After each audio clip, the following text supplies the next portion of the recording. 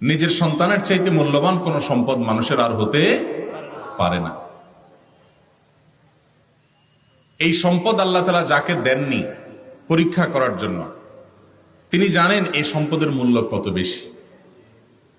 যাকে আল্লাহ তাআলা কোনো সন্তান দেননি, নিঃসন্তান রেখেছেন, সে আল্লাহর বান্দা জানেন যে এই নিঃসন্তান হওয়ার কষ্ট বেদনা কত মারাত্মক, কত বেশি।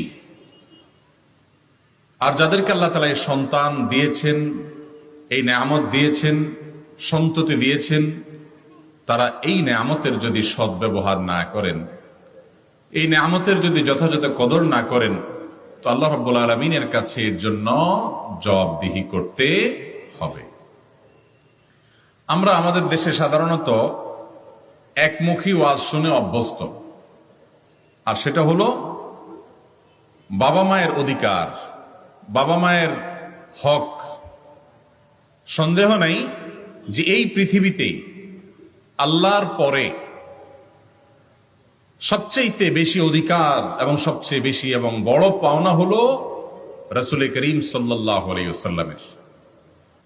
তারপরে সবচেয়ে বড় পাওনা